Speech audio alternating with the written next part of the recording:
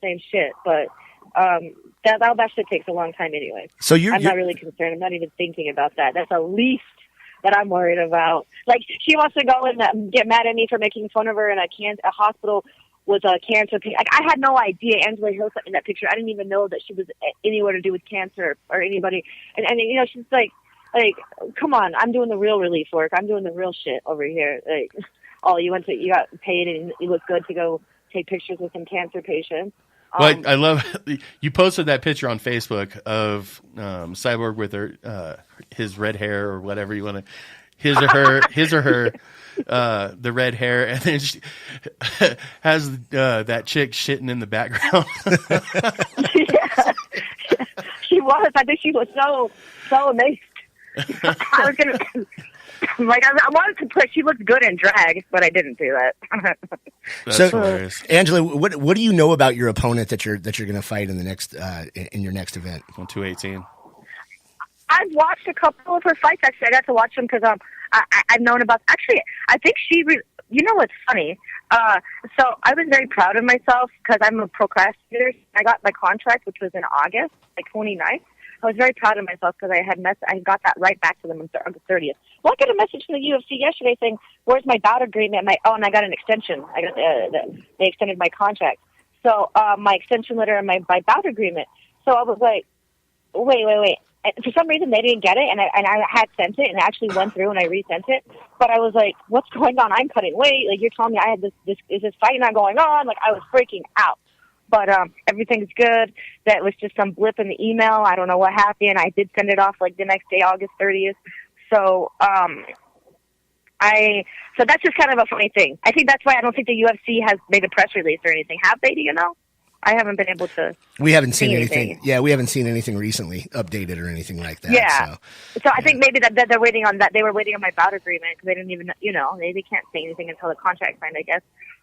But anyways, what I know about her is I think she's 2-3, but she did have a couple wins on the Tough show.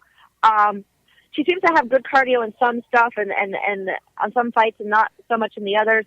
And I honestly, and if you look at my fights, last couple fights, you would think I have absolutely no cardio. Like, what people are going to see is they're going to be amazed at what I've learned here in Puerto Rico over a year in the best place for boxing. And what I've done, and I'm actually out cardioing some of the best guys here. And I've never, and in training, this is what I get to hear.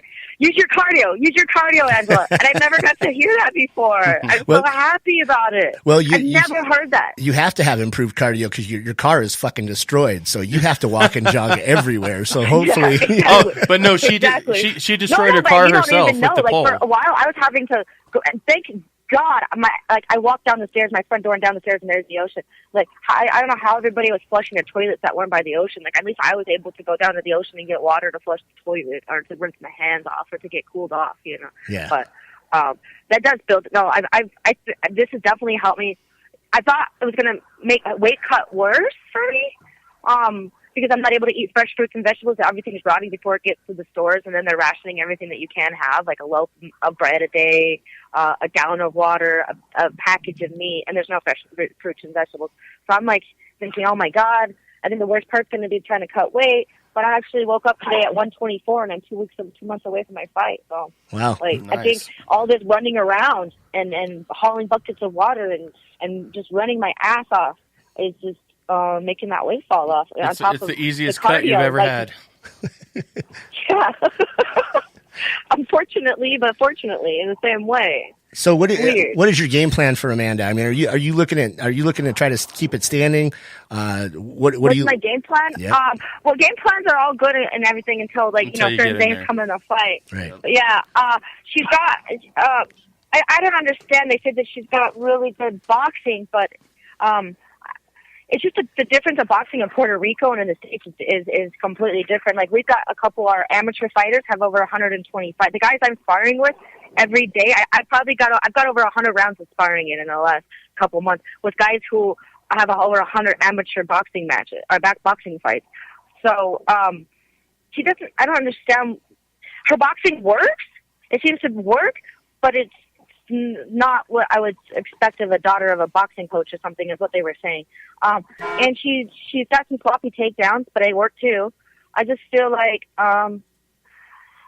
she's going to have a hard fight. And I feel like she's going to have a hard fight in front of her. And honestly, I'm not going to make any predictions, because you know what happened to the last 2 times I made predictions? I actually lost to the way I predicted. So I'm not making predictions. Yeah. Well, I mean, some of the people that you fought, I mean, I know Michelle Watterson.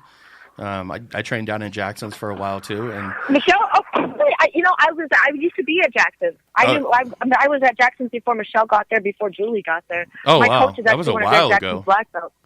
Yeah. The only reason I stopped training there was because I broke my back, and I couldn't afford having an apartment in Albuquerque and having an apartment up north in La Plata, Farmington, and Durango area. Mm-hmm. I couldn't afford both of them, so I had to stop going there. And that's like the reason why I stopped going to Jackson's, honestly.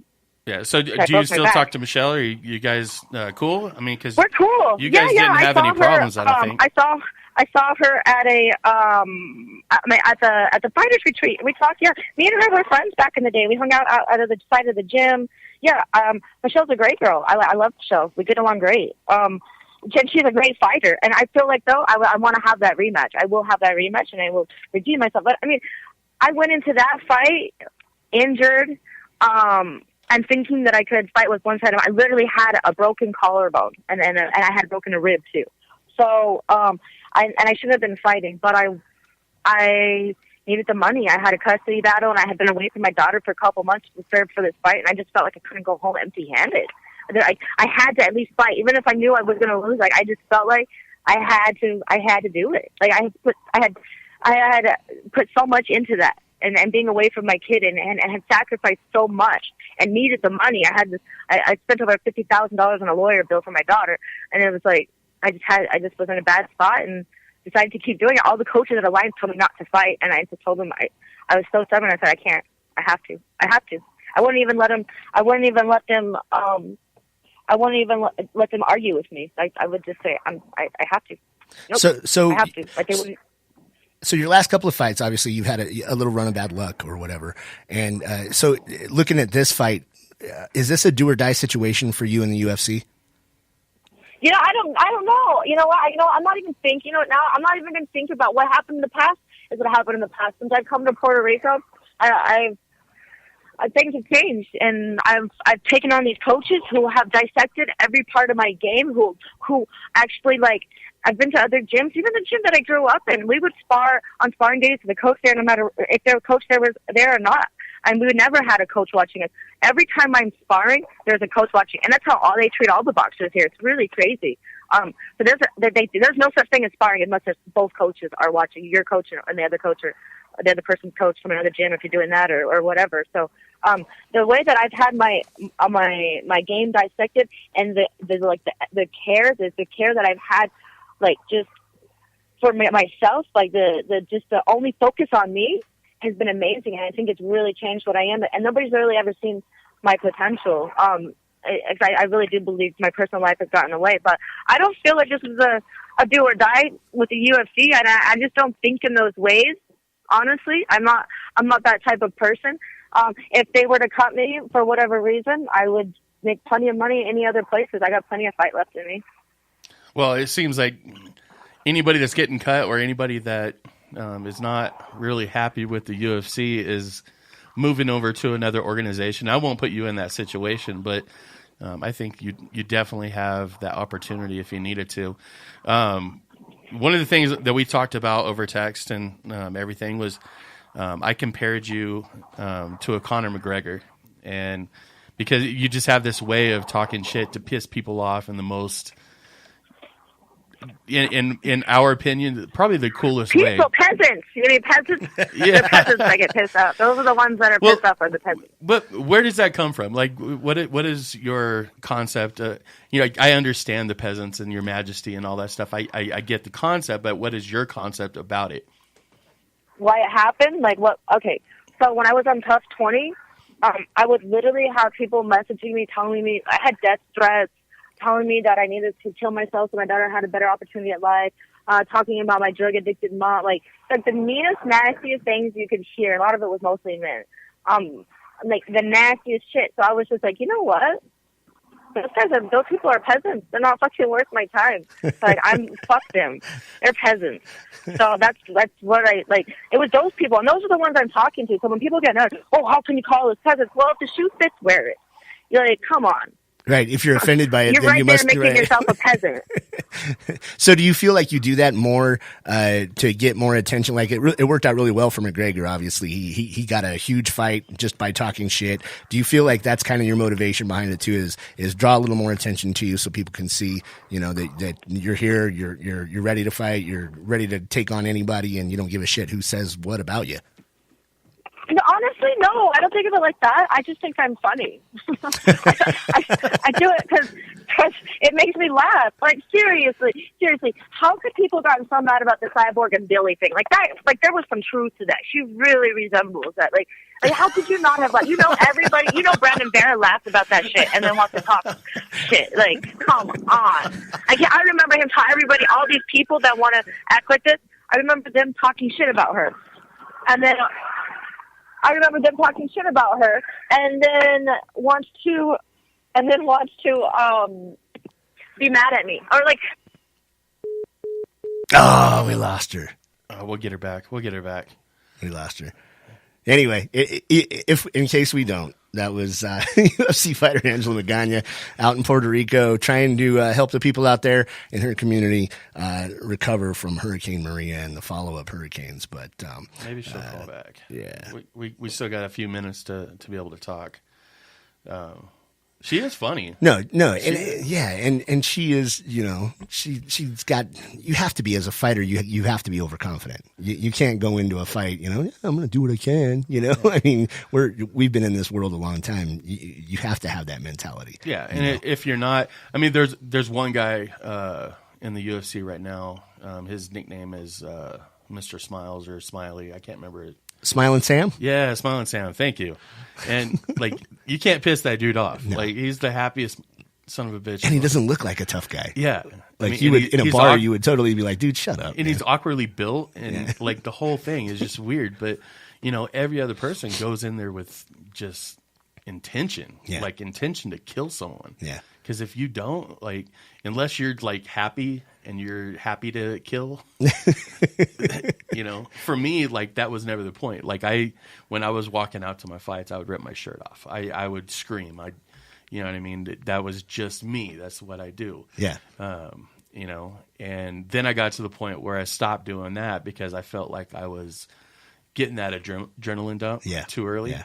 So I'd stop, and then I'm just, you know, walking down. I got my game face on. There is no smiles on my face. I'm ready to kill someone. I think that's just the maturity of a fighter, the evolution of that. Because I think any of the you know, mature fighters that are a little bit older, who've been around the game a little bit longer, they don't go through the whole dramatic thing in the beginning of the, you know, the walkout or anything like that. My coach Eric Lalone likes to smack the shit out of people. Right before you come into the cage. He did it to me. So that gets your adrenaline pumping. But we never really did anything like really super hyped up shit beforehand or anything like that. It was always just warm up back there on the pads and then walk out, get smacked the shit out of you, and get in there and do your job. So. See, and I'm more. In fact, now that I've progressed. Anytime that I corner anybody, I have certain fighters that literally will call me, even if I haven't talked to them for a while, and they'll say, "I need you to corner me," and I'm like, "Dude, we haven't talked for like 4 months, 5 months." So, are you training? Yeah, I'm training. And tell me the gym. Cool. All right, that works. He goes, "Dude, you're the only one that hypes me up." And that's what I mean, like, as a cornerman, like in the back, right before we come out, and that's the only time I do it, is I'm yelling and screaming at them, and I'm telling them the worst possible things that, you know, this asshole's here to take your money. Right. He's trying to go after your family and your livelihood, but I'm screaming. Yeah. And I'm more pumped up than he is, to the point where I get in tears, and I'm like, you know. That's awesome. But I mean, that's just me. But now, if I were ever to fight, which could happen. You thinking about fighting again? Dude, I'm 20 pounds away. Are you really? Yeah. And you're thinking about it? I'm thinking. How's the knee? I'm good. Really? Yeah. Oh, shit. Dude, I've lost almost 70 pounds. I know. I was going to say something to you, but yeah, and that's not with test or clean or anything. But that's okay, because you're not in the UFC anyway, so fuck it. Yeah, but you know, So yeah, I don't know. I might fight again. You need to let me know, man. So I mean, I'm going to take it very, very slow. If I chose to do that, then I'm talking, 6 months training.